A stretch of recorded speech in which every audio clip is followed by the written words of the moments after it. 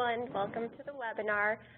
Today, Jeanette and I are going to be covering some project background, the purpose of this study, the scope of work, methods used, and a summary of the results. But before we jump into the details of the study, I'm going to cover some of the background and how the study came about. So to start us off, Long Island Sound is one of 28 estuaries of national significance, and it's home of the Long Island Sound Study. And the Long Island Sound Study is a national estuary program that's tasked with restoring and protecting Long Island Sound. And I should mention that this study we're talking about today was funded by EPA through the Long Island Sound Study. So Long Island Sound suffers from eutrophication, which causes critically low dissolved oxygen. And that's influenced by multiple factors, including geography, weather patterns, and nutrient loading, primarily nitrogen. So to address this problem, Connecticut DEEP and New York State DEC developed a TMDL for dissolved oxygen in 2000, and that TMDL was approved by EPA in 2001. The TMDL established nitrogen load reduction targets. Overall, all human sources of nitrogen were to be reduced by 58.5%. And when you divvy that up into the waste load allocation and load allocations, the in-basin wastewater treatment plants being in Connecticut and New York were required to reduce their nitrogen loading anywhere from 58.5% to 86%. And for the upper basin wastewater treatment plants, that being in Massachusetts, New Hampshire, and Vermont, the requirement was an overall 25% reduction from wastewater.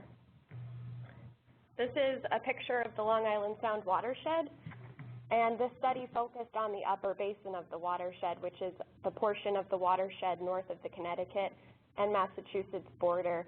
Primarily, this includes the Connecticut River watershed, but it also has a few other parts in Massachusetts. It's estimated that about 19% of the nitrogen load delivered to Long Island Sound originates from the upper basin, and this pie chart gives you an idea of the nitrogen load from the upper basin by source. So about 25% of that load is from wastewater, while the majority of the load is from forested land and atmospheric deposition. There's been a lot of progress made implementing the Long Island Sound TMDL, but there's still a need for a revision or a reassessment of the TMDL. It's important for us to reassess our nitrogen reduction goals periodically. And in addition to that, models predict that the current TMDL target reductions without in-sound treatment alternatives such as mixing, aeration, bioextraction will not meet dissolved oxygen standards. So we've established, and there's a work group that's been in the process for several years now. It's a 5-state effort with all of the 5 watershed states, EPA and NEIWPCC, and we're currently in the process of reevaluating the TMDL effort. And this project or study came about through the Long Island Sound TMDL, and the purpose of the study was to ensure that if we pursue any further nitrogen load reductions in the upper basin, those reductions would be cost effective, and they would actually result in improved dissolved oxygen in Long Island Sound. In addition to that, the study was designed to provide technical assistance to the participating plants and to identify low-cost opportunities for nitrogen removal. NEIWPCC's role in the study has primarily involved administering the funding, coordinating between all of the project partners and the contractors, being JJ Environmental and our contract lab, ChemServe. And we've also been providing regular updates to the Long Island Sound TMDL work group and partners. So with that, we're going to pass it off to Jeanette to continue with the presentation. Well, welcome everyone to this presentation and webcast. The purpose of the project and what we tried to do during the project was to evaluate the treatment plants in the study for biological nitrogen removal. Determine the massive nitrogen reductions, how many pounds per day or pounds per year of nitrogen could be reduced from these treatment plants, and that one of the key elements was that these reductions were cost-effective and that the reductions would result in an improvement of dissolved oxygen to Long Island Sound. So just as a review of biological nitrogen removal, so biological nitrogen removal is a 2-step process. The first step is nitrification, and in order to nitrify, you must have sufficient oxygen, and we tend to say that you need 2 milligrams per liter of dissolved oxygen. You need sufficient alkalinity to compensate for the acid that's produced during the nitrification reaction so that the pH does not drop below about 6.5, at which point the organisms that do the nitrification are inhibited. So alkalinity is important. And then you need a really substantial aerobic volume. The autotrophic organisms that are responsible for nitrification are very slow growing, especially at low temperatures. And you need sufficient volume so that you have a really good population of these organisms. It's a two-step process, with the first step converting ammonia nitrogen to nitrite, and then nitrite nitrogen to nitrate.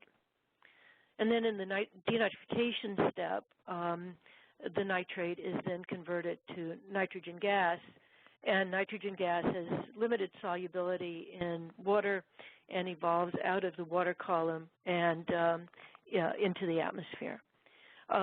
One of the things that you need with denitrification is sufficient carbon, and we look at carbon to nitrogen ratios of 5 or 6 or 7 to 1.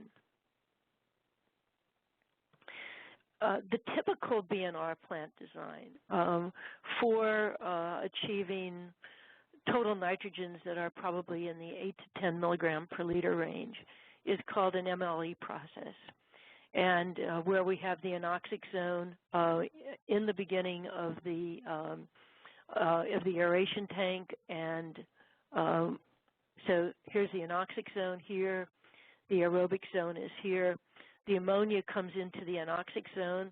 It doesn't change in the anoxic zone. It goes through there into the aerobic zone where it's converted to nitrate.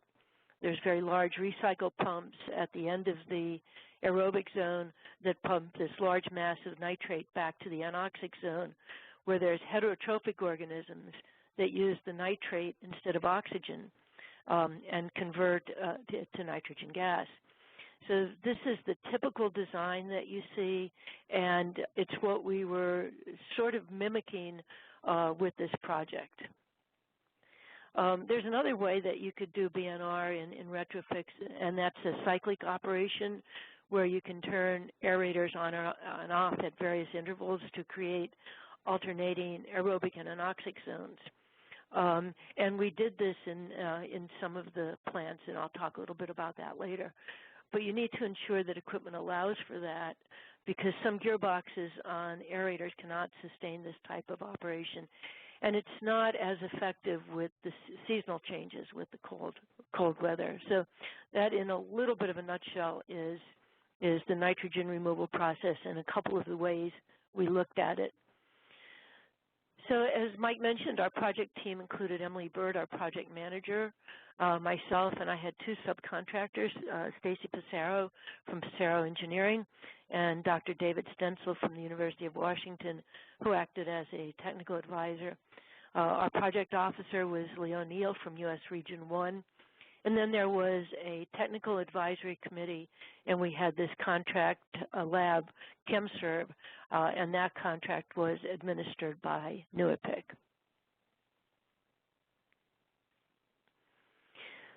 So in the original study, there were 29 treatment plants. In Massachusetts, there were 15 activated sludge, 14 that were conventional activated sludge, and 1 that was a sequencing batch reactor, 1 RBC, and 2 plants that had trickling filters followed by an activated sludge process. The average daily flow for these treatment plants, and this is the design flow, ranged from about 1 million gallon a day to 17 million gallons per day. The 17 million gallon per day plant was the biggest of all of the plants in this study. In New Hampshire, we had 3 activated sludge plants and 2 oxidation ditch plants. And the range of flows was 0.3 to 6 million gallons per day. And then in Vermont, we had 2 activated sludge plants, 3 RBC plants, and 1 oxidation ditch. And flows varied from 0.75 million gallons a day to 2.4 million gallons per day. So those were the plants that we were going to study, and the tasks that we had were, first of all, the preparation of Quality Assurance Project Plan, a QAP, and that's really to ensure that data collection is done very well, that we could assure the quality of the data, that there's good quality control, not only in data collection, but in also the laboratory work. This QAPP has to be approved by EPA, which it was, and once we had that approved, it allowed us to go forward.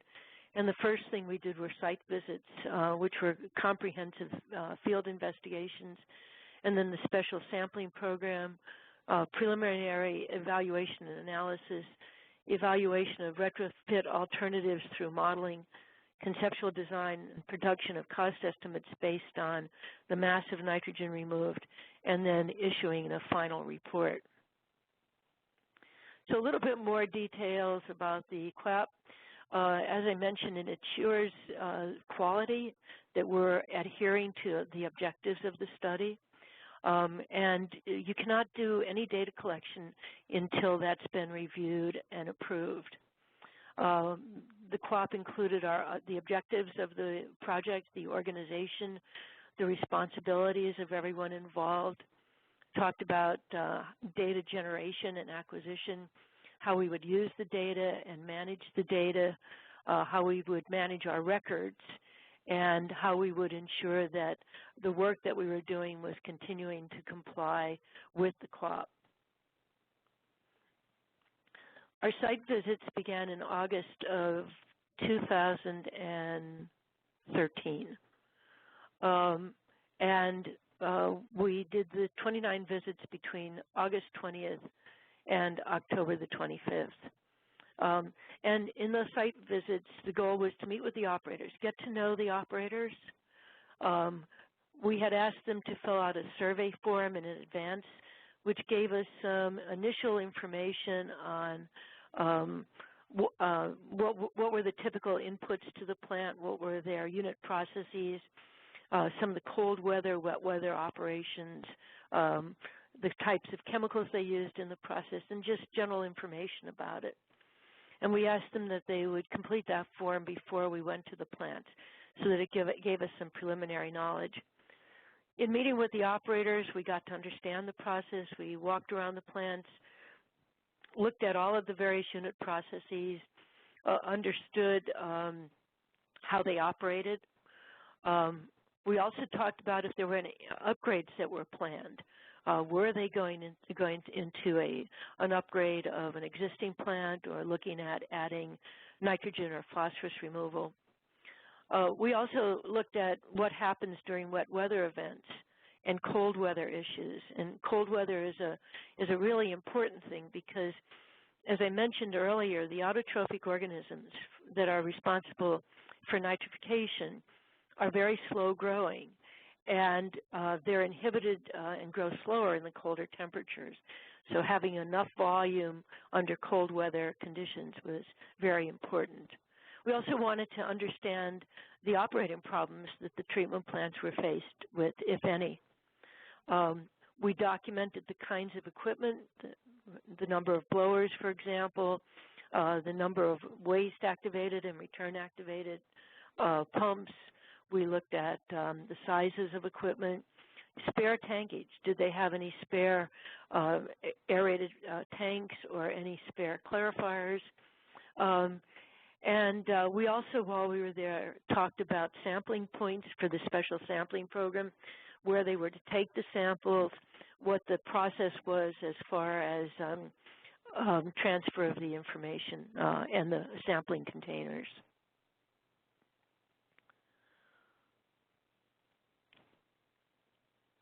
One of the initial findings we got from the site visits was that all of the plants that we studied were below design flows and loads. many of the plants did have unused tankage. Some were using only half the plant capacity. We also found that 2 plants are university towns, and 3 were in ski areas. So there had to be taken into consideration seasonal flow variations, certainly when school was out, or for the ski areas in wintertime when the ski season was at its highest.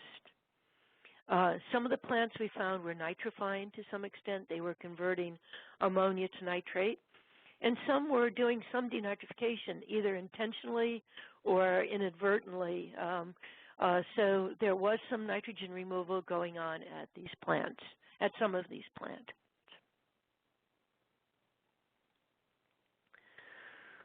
The data gathering involved, we requested 2 years minimum of operating data in DMRs. And the 2-year data set was important for our analysis because we wanted to see seasonal variations and variations from one year to the next in flows and loads. So that was really very, very important, and all of the plants were just so cooperative in gathering this information. And I know how busy they were, and yet they took the time to supply us with very, very good information. They also supplied us with the drawings of the bioreactors and clarifiers if they had them, and if they didn't, they were able to give us the sizes of the tanks. So having the dimensions of the tanks was very important. The design information on the tanks, what the load was, what the flow was, the sizes of the pumps, the capacity, and also we looked at the age of them. And also another thing that was really important was the quantity and the type of recycle or side streams that return to the head of the plant or prior to the bioreactors. So when a treatment plant takes their influent sample, that sample is really what's just coming down the sewer system. And once that flow enters the plant, there's other internal streams that combine with it. So, for example, if you're doing anaerobic digestion, there may be an anaerobic digester supernatant side stream. If you're doing thickening or dewatering, there will be side streams associated with that. Those side streams have BOD, they have TSS, they have nitrogen in them. And so when you're designing these systems, when you're evaluating these systems, when you're modeling these systems, you not only need to know what's coming into the plant, but what's internally being recycled into the process. So when we took these samples, when we guided the plant staff as to where to take the samples, we ensured that some of the samples had these side streams in them, so we were able to consider that extra load on the biological system.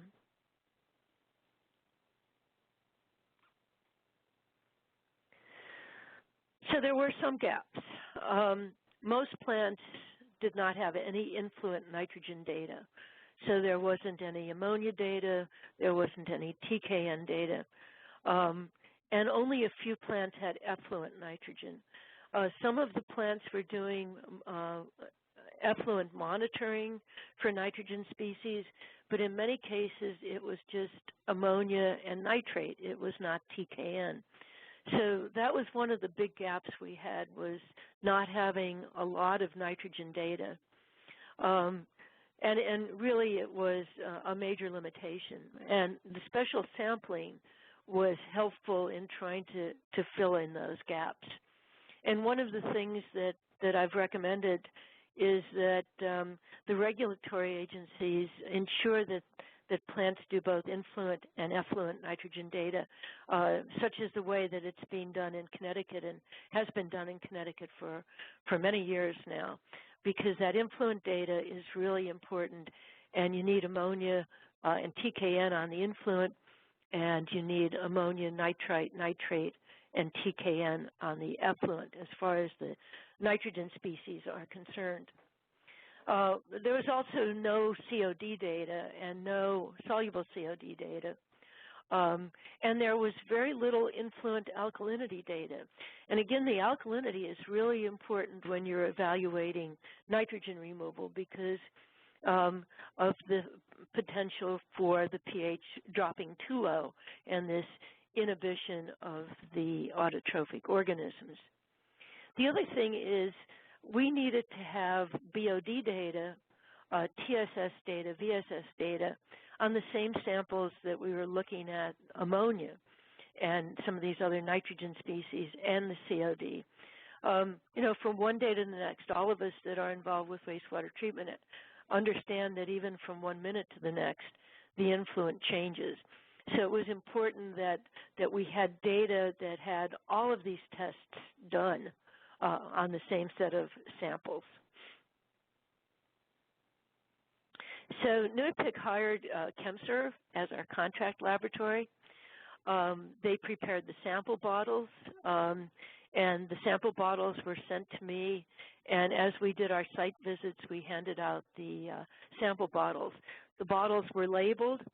Some of them had preservatives in it, and when we went to visit the operators on the site visits, we explained about the bottles, the preservatives, the fact that the sample collection bottles as well as the sample bottles themselves, once they had the sample in them, had to be refrigerated at 4 degrees Celsius. There were chains of custody that had to be filled out, and almost every plant was familiar with chains of custodies. And then we went over the pickup schedule. ChemServe would come to a series of treatment plants on the pickup day. They would transfer the samples from one cooler to another to ensure that the samples were always properly preserved. So we looked at either influent and final effluent or primary effluent and final effluent. So if a treatment plant had primary clarifiers, it was more important to this study that we knew what the primary effluent had in it rather than the influent. Since some of the nitrogen, a lot of the BOD, the suspended solids are removed in the primary clarifier, the biological system does not see that. And so if you have primary clarifiers and you're doing a study like this, you really need to study the primary effluent because that's what's going into the biological system. And as I mentioned earlier, we wanted samples taken after the side streams came into them so that we could see the impact of the side streams. In some treatment plants, they only thickened or dewatered once or twice a week, typically. And so what we did, in this 3-day study that we did, these 3 consecutive days of sampling, we asked that at least one of those days had the side streams in it. And again, the plants were just so very cooperative in doing this, and we got some very good data. The analytes that in this 3 consecutive days of sampling were soluble Caldol nitrogen, soluble COD, pH alkalinity, TSS, VSS, ammonia nitrogen, nitrate nitrogen, and nitrite nitrogen. Because of the holding times for BOD, it was not possible to include the BOD testing in the study. So what we asked each of the plants to do is if they would split the sample and do the BODs on that same sample. And that's how we were able to get our BOD data for those 3 consecutive days. And the plants also filtered the samples for the soluble COD and the soluble Caldol nitrogen. We provided filter paper if they did not have it. This is 0.45 micron paper, and the plants again filtered the samples for those tests. And so for the analysis of the plants, we used the results of the special sampling and the 2-year data set that we had obtained.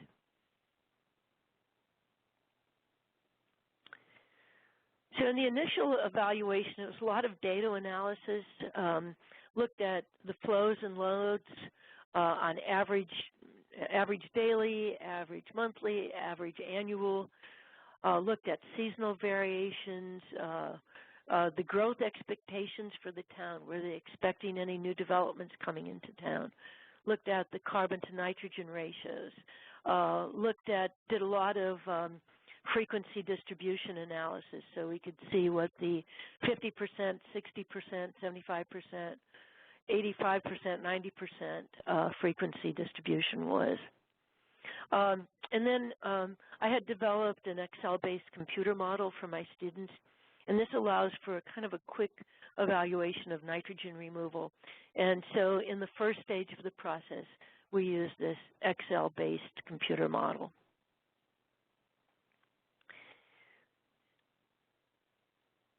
So the other thing is when you look at these plants, so I was looking at them at low cost with the possibility of adding equipment that had a low capital cost. But I also looked at the possibility of just process changes alone, and you could do a lot of things by changing the process. And I did a lot of work on this back in the early 90s, and actually published some papers on these operational changes. But they need to be evaluated over very long periods of time to take into account seasonality and wet weather, cold weather issues. And when you make a process change, it can require 2 to 3 SRTs before you see an effect of that change. So an SRT could be 7 to 10 days or so. So you're looking at a very long period of time in order to see the effect of a process change. And also, in order to do this right, you need a large amount of laboratory testing to verify results and determine what is happening in the process. And some of these process changes have risk associated with them, since it may put the plant in jeopardy of a permit violation. So basically, when I looked at this with an operator's hat on, I looked at what could we do to make the process the most stable, and if that included small investment of capital costs, that is the direction that I went in. This Excel-based nitrogen design model uses all of the standard design equations and kinetic coefficients that are really used in some of these models, like the BioWind model that I used for the final stage of this project.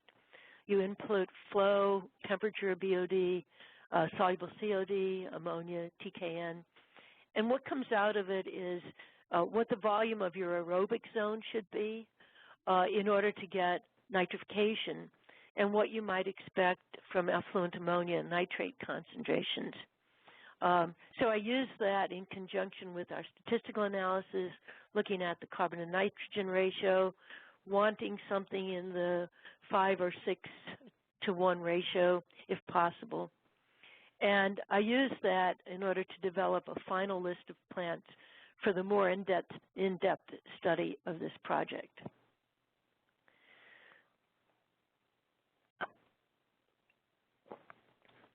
So based on this, from the 29 plants, 20 were selected for comprehensive modeling, 5 from Vermont, 4 from New Hampshire, and 11 from Massachusetts.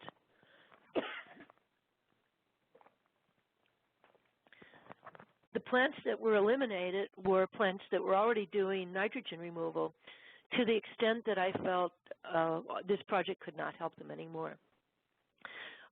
In at least one case, there was a significant industrial waste input that impacted the nitrogen removal, and it just wasn't possible to look at a low-cost solution to that. Some plants had too low of a carbon to nitrogen ratio, and some plants did not appear to be able to nitrify significantly. And if you can't get really good nitrification, you can't get good nitrogen removal.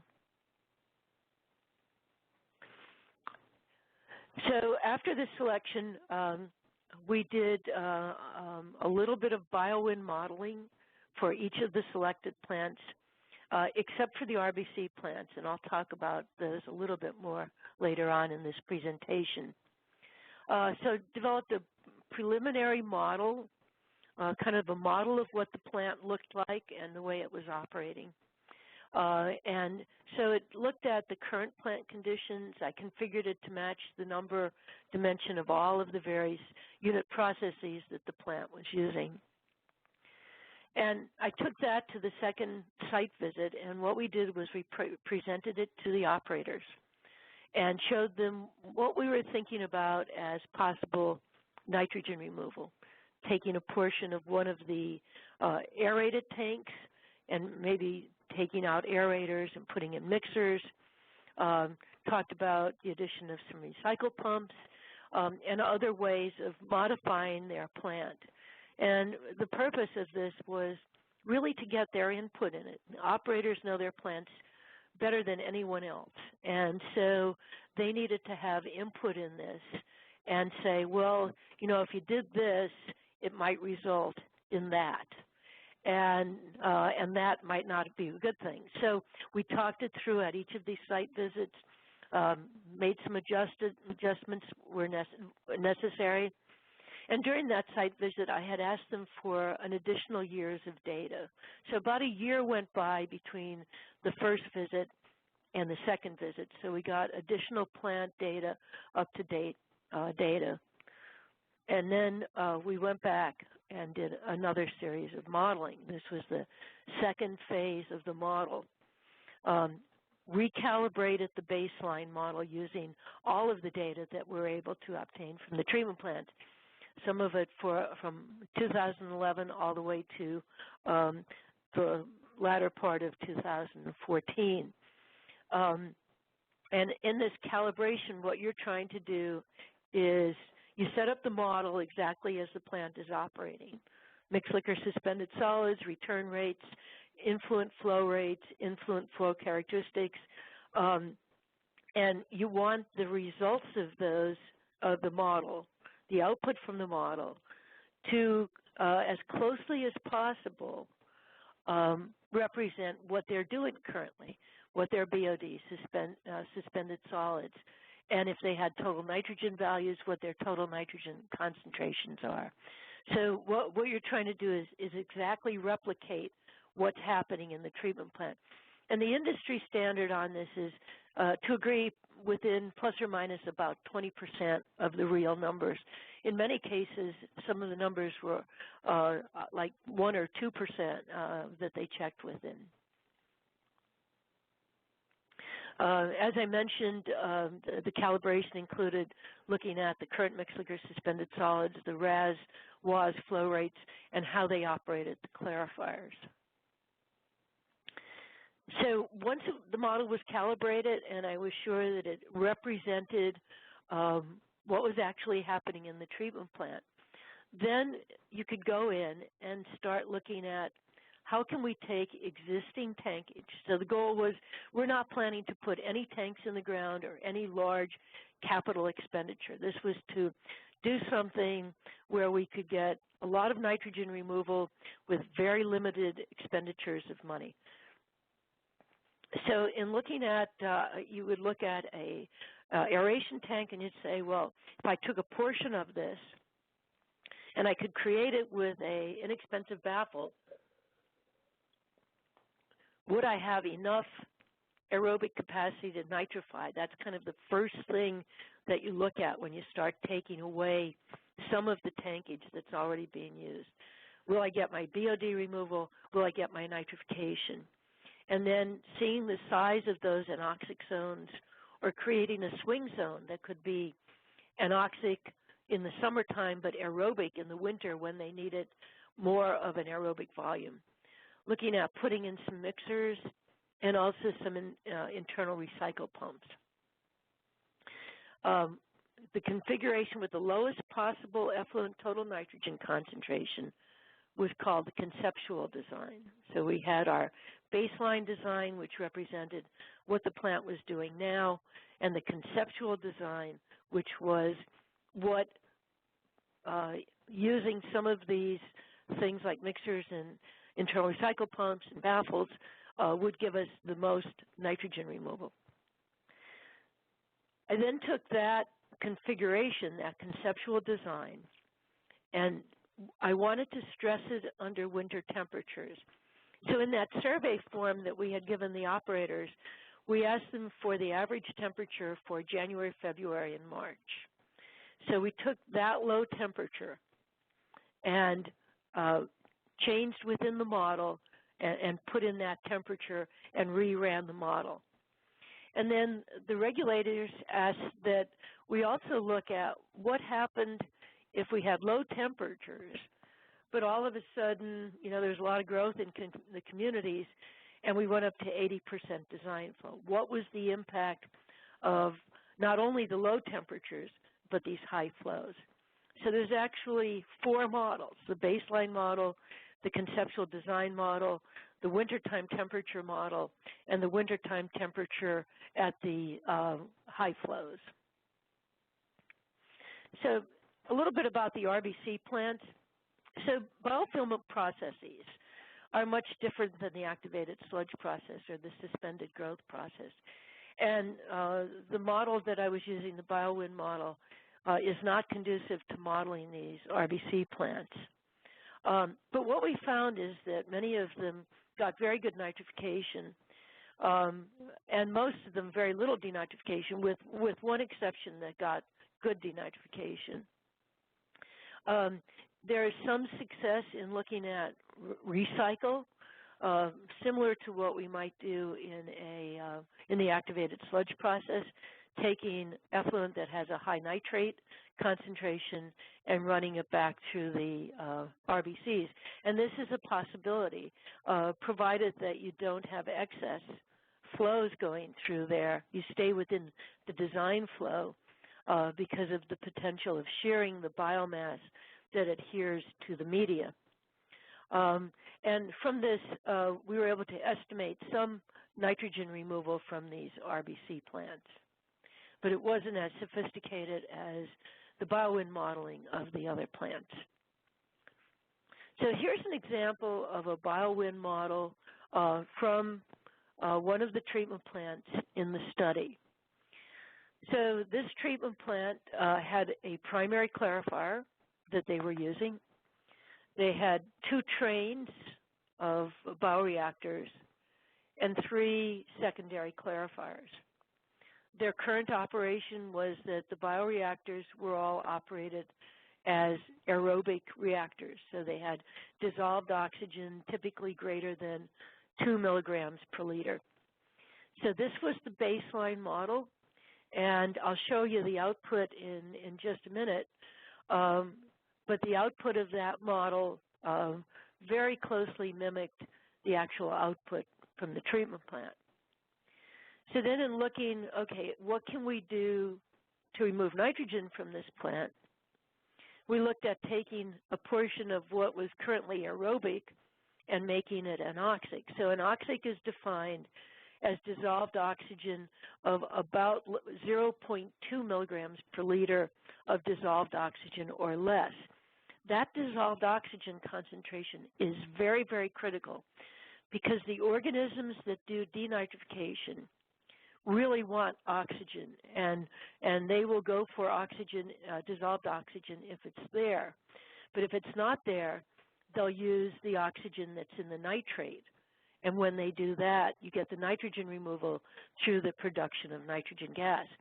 As soon as you start getting much more than about 0.5 milligram per liter of dissolved oxygen, you can really see how your nitrogen removal efficiency really decreases.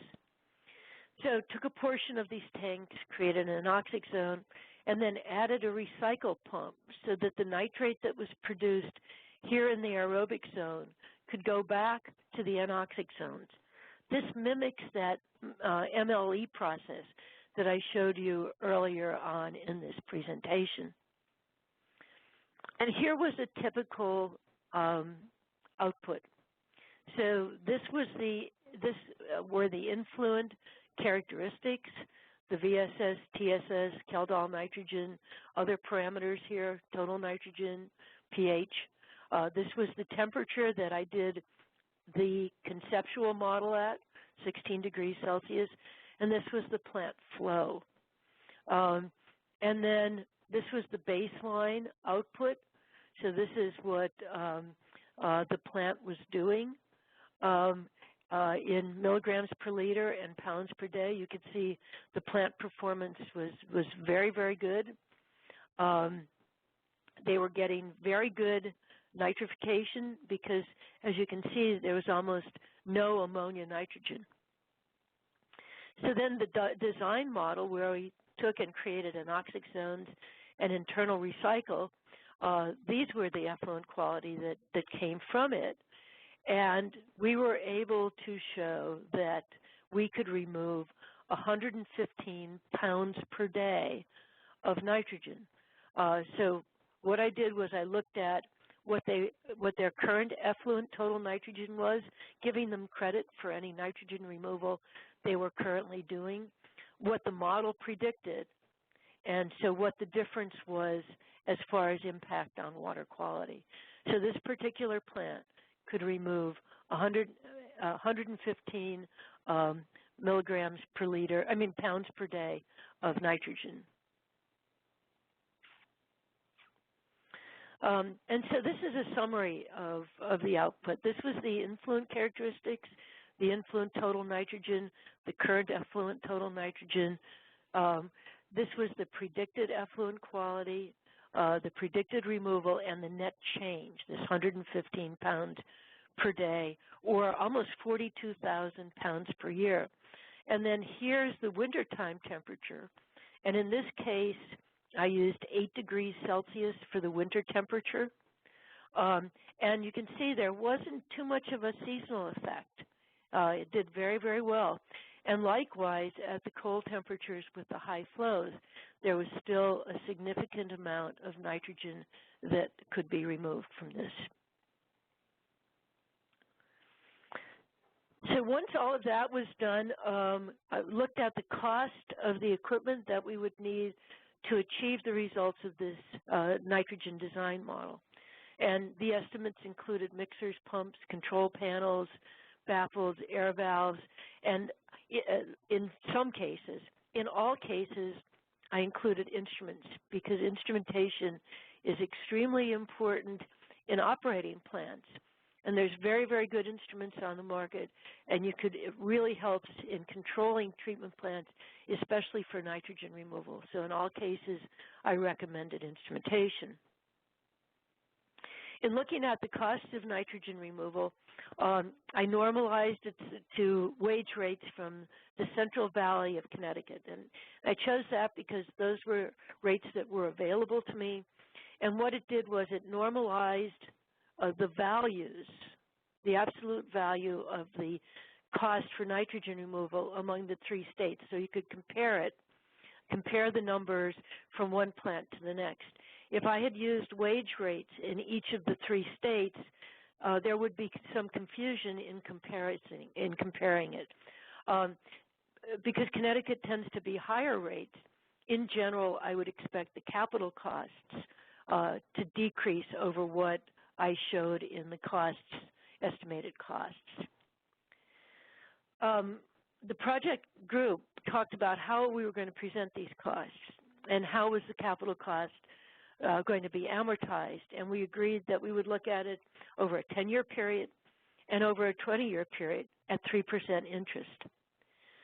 I also estimated some of the O&M costs, mostly increased electrical costs, or maybe they weren't increased, because if we took aerators offline, you might get a net decrease. But I looked at operating and some maintenance costs for instruments, for example.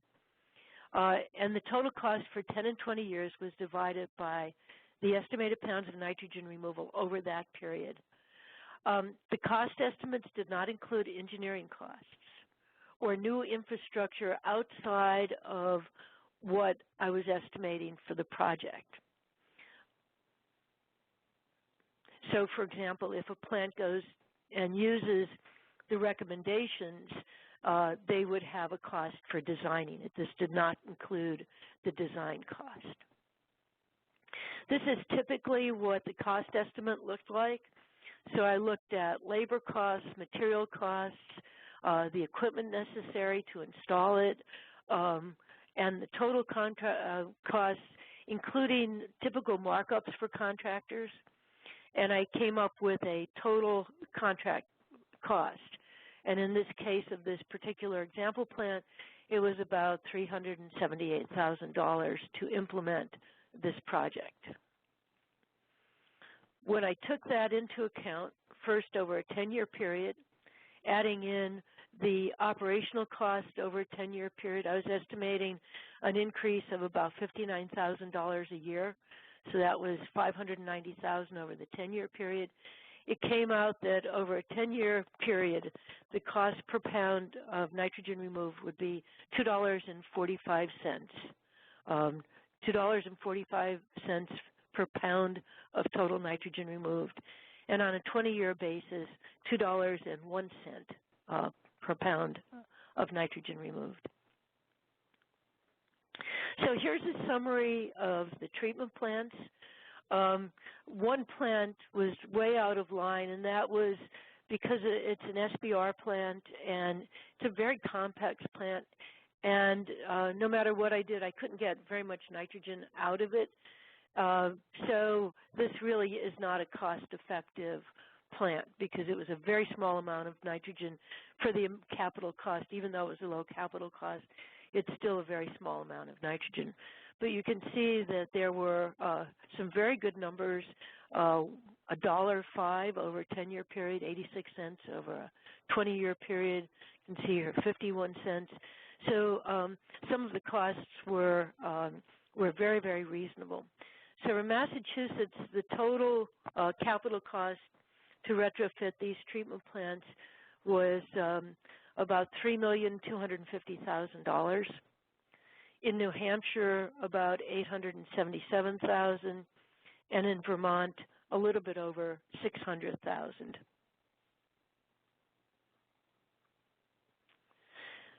And then we looked at by watershed. So there were 3 watersheds involved, the Connecticut River watershed, the Housatonic watershed, and the Thames River watershed.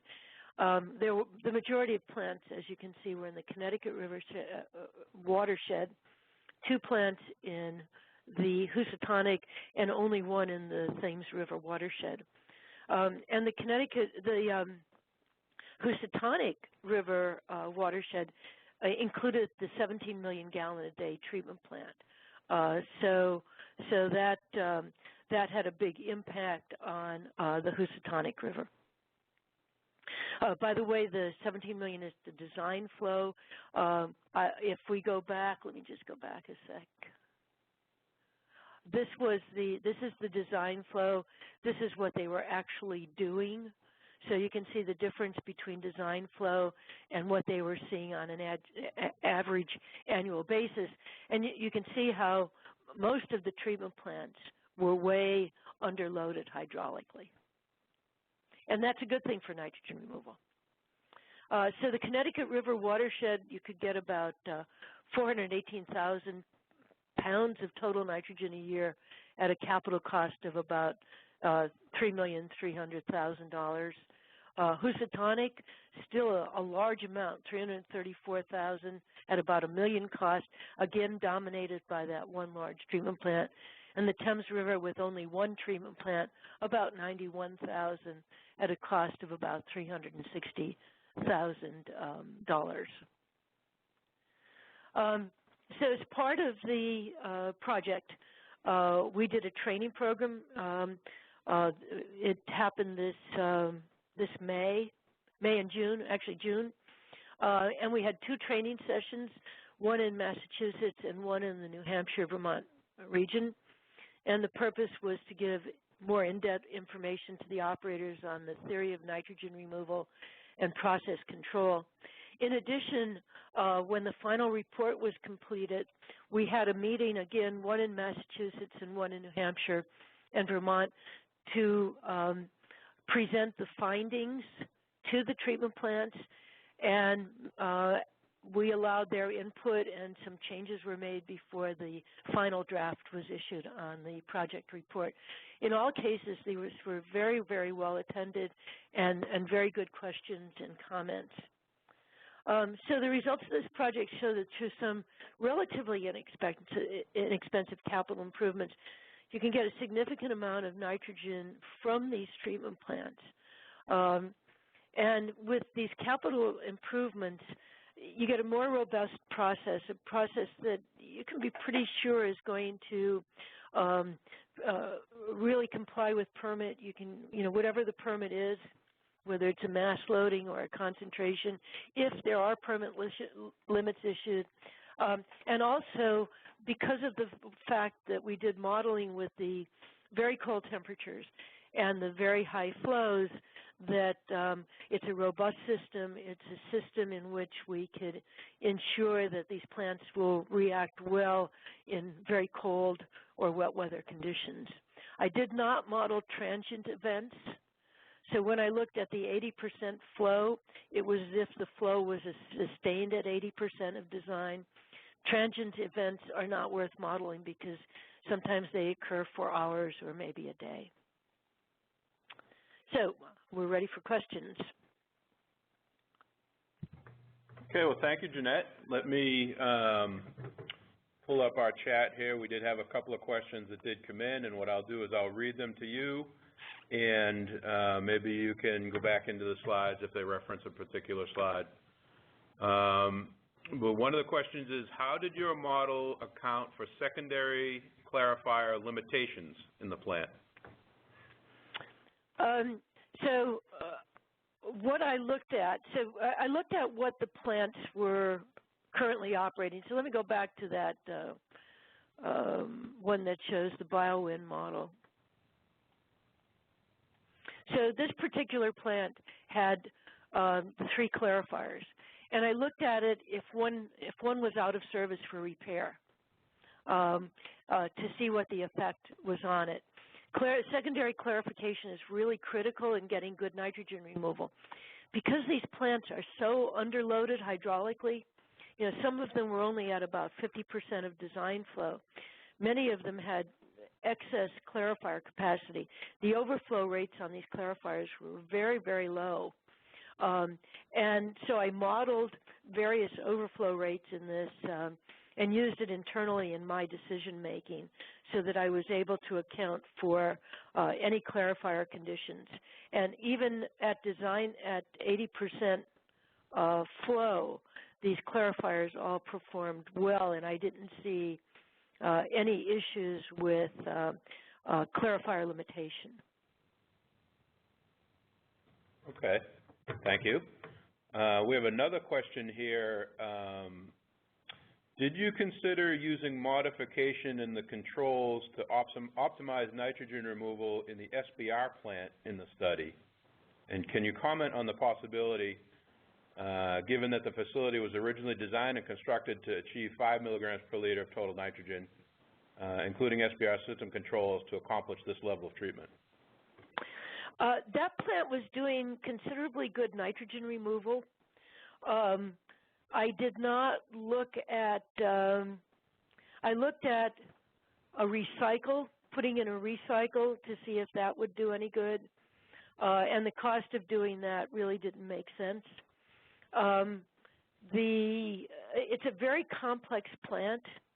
It's not just a simple SBR. They have a series of equalization basins there. Yes, you could, you know, if there was time to really study the plant more and if there was money to do more analytical work, I think going in there and working there for a period of time could probably show some improvement between instrumentation and some changes. But the operators there were doing a really good job with what they had. Okay, thanks again. Another question here. How were the training sessions received, and were the operators receptive to making the changes recommended? So I think the training sessions went really well. We had, NEIWPCC had handed out forms for people to make comments on them. And in general, everything was very positive. People felt that they learned from it. I don't think there were any negative comments at all. I think one of them said they wished we had gone a bit more in depth with each of the treatment plants, but that wasn't the purpose of that particular one. We had done that earlier in the year. Some of the treatment plant people were very, very interested in this, and some of the plants were going to try to implement these things on their own, with their own funds. and I don't know if any of them have. I haven't been in communication with them, but I know that the operators were very receptive to it, and I've had calls from a few engineering firms that are working at some of these treatment plants to talk about what I found and how I did it. So I think some of the treatment plants are moving forward with these modifications. Great. I have a question myself here. How do you feel the 3 days of sampling characterized the flow variability issues? It isn't great. You know, we were limited by funding, so we made do the best we could. Ideally, I think I would have liked not only the 3 days, that one 3-day session we did, but I would have liked to have looked at maybe some weekend samples. I would have liked to have looked at some wintertime samples, but it was limited by the amount of funds we had. So we did the best we can on it, and in looking at the data, I think the data was representative, but the way that I really addressed the seasonality was through the plant operating data and the DMRs. Yeah. You did mention you got a fair amount of that, and that would probably pick that up to a degree. In looking at the Pittsfield plant, did you consider primary effluent soluble COD, or did you measure and model the anoxic conditions based on primary effluent or trickling filter effluent? We looked at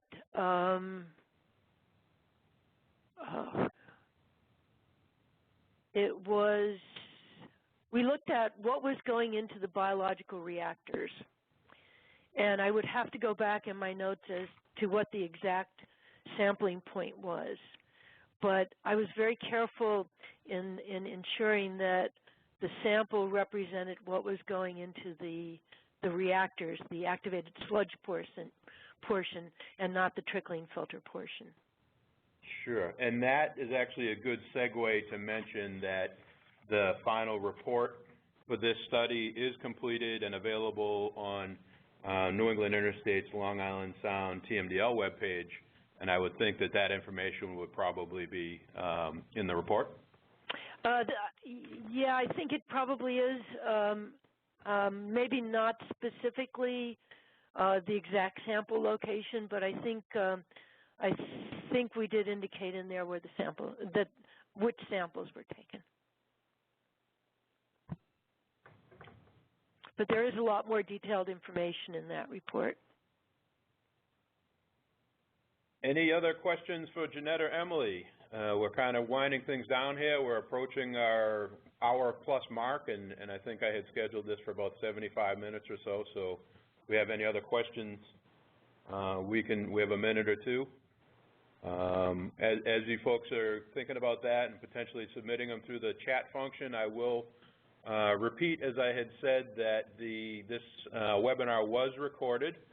New England Interstate does have a web page where we are archiving all of our research webinars, and in about a week or two you'll be able to access the recording of this webinar. We'll put up the full presentation, we'll put a link to the final report, and we will have contact information for today's speakers as well. We had another question come in. Have you looked at very small treatment plants, 50,000 gallons per day or so? Not in this study, but I have been working on another project in another part of the state on a treatment plant that's a 42,000 gallons per day plant, looking at nitrification and denitrification at that plant. But in this study, I think the smallest average daily flow was 250,000 gallons per day.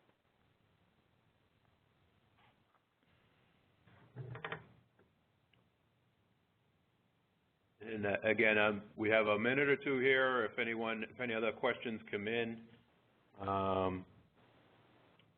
as those might come together, I'll take an opportunity to thank Emily and Jeanette for their presentation today. I think it was great. I appreciate all the efforts that went into this. And also thank you to all those that joined us today as well. It took some time out to listen to what I think was a pretty interesting and fascinating project.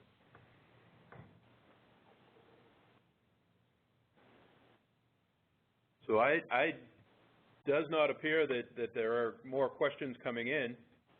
So I think I'm going to wrap it up. And again, thank you to everyone that presented. I think everyone did a great job. And thank you for those that joined us. For those that did register, I am maintaining a list of emails for folks who were interested in our research webinars as we go along. And I hope you don't mind, but I'll be sending announcements out as future ones roll in as well. So by participating today, you should receive future communications in regards to upcoming New England Interstate Water Pollution Control Commission research webinars. So thank you again one more time, and I hope you all have a good day and a great weekend. Thanks, Jeanette. Thank you. Bye. Bye now.